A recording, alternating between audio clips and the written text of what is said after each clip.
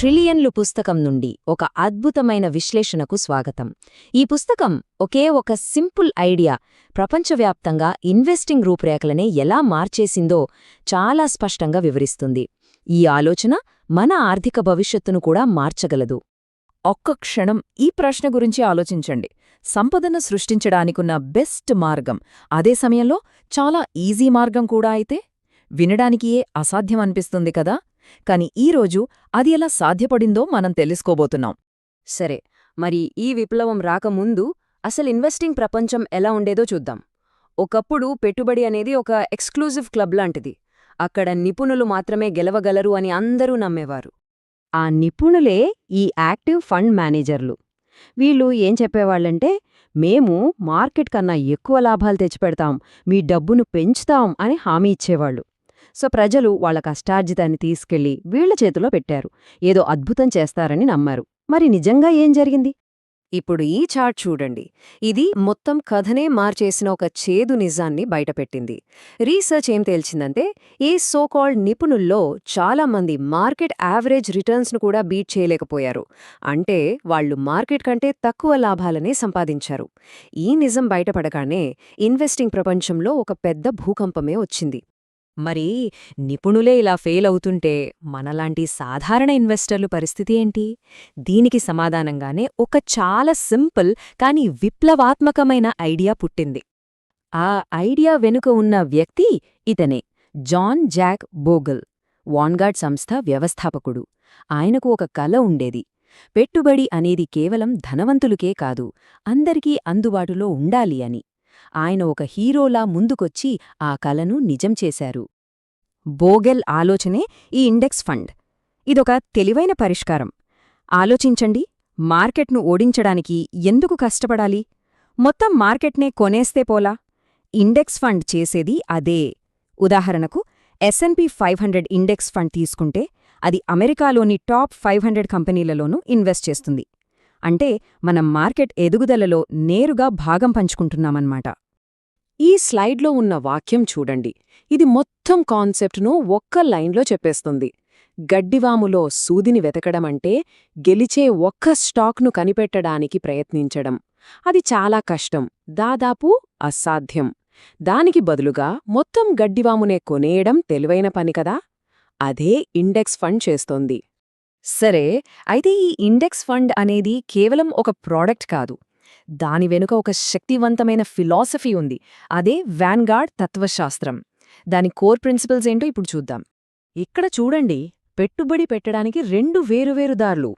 పాత పద్ధతిలో చాలా ఎక్కువ ఫీజులు, అర్థంకాని స్ట్రాటజీలు, షార్ట్ టర్మ్ ఆలోచనలు ఉండేవి. కానీ బోగిల్ పద్ధతి చాలా సింపుల్. ఖర్చులు తక్కువగా ఉండాలి, స్ట్రాటజీ సింపుల్గా ఉండాలి, ఆలోచన దీర్ఘకాలికంగా ఉండాలి. ఇది ఇన్వెస్టర్కే ఫస్ట్ ప్రియారిటీ ఇస్తుంది. ఈ పద్ధతిలో ఉన్న అతిపెద్ద బలం డైవర్సిఫికేషన్. ఒకే బుట్టలో అన్ని గుడ్లు పెట్టొద్దు అనే సామెత వినే ఉంటారు కదా? ఇండెక్స్ ఫండ్లు చేసేది సరిగ్గా అదే. మన డబ్బుని వందల, వేల కంపెనీలలో డివైడ్ చేస్తాయి. దీనివల్ల లాభమేంటంటే, ఒక కంపెనీ నష్టపోయినా మన మొత్తం పెట్టుబడి సేఫ్గా ఉంటుంది, రిస్క్ బాగా తగ్గుతుంది. ఇప్పుడు మనం ఈ విశ్లేషణలో చాలా ముఖ్యమైన పాయింట్కి వచ్చాం. చాలామంది ఇన్వెస్టర్లు అస్సలు పట్టించుకొని ఒక్క చిన్న విషయం, వాళ్ల సంపదను వాళ్లకు తెలియకుండానే ఎలా తినేస్తుందో చూద్దాం.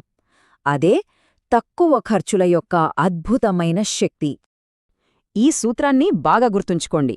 ఇన్వెస్టింగ్లో మనకు ఎంత లాభం వస్తుందనేది మన చేతుల్లో ఉండదు, కానీ మనం ఎంత ఖర్చు పెడుతున్నామనేది పూర్తిగా మన కంట్రోల్లో ఉంటుంది. ఎక్కువ ఫీజులనేవి మన సంపదను నిశ్శబ్దంగా తినేసే చెదపురుగుల్లాంటివి. వాటిని ఎంత తగ్గిస్తే మన జేబులో అంత ఎక్కువ డబ్బు మిగులుతుంది. సింపుల్. ఈ స్లైడ్ను జాగ్రత్తగా చూడండి. ఇది మిమ్మల్ని ఆశ్చర్యపరుస్తుంది. ఎక్కువ ఫీజులున్న ఫండ్, తక్కువ ఫీజులున్న ఫండ్ రెండూ ఒకే చోట మొదలయ్యాయి. ఒక 10 ఏళ్ల తర్వాత చిన్న గ్యాప్ వచ్చింది. 20 ఏళ్లకు ఆ గ్యాప్ ఇంకాస్త పెరిగింది. కానీ 30 ఏళ్ల తర్వాత చూడండి, ఆ గ్యాప్ ఎంత పెద్దదైపోయిందో. ఇదే కాంపౌండింగ్ శక్తి.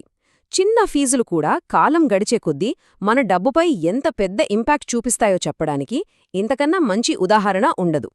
ఈ సింపుల్ ఐడియా సమాజంపై ఎంత పెద్ద ప్రభావాన్ని చూపిందో ఇప్పుడు చూద్దాం.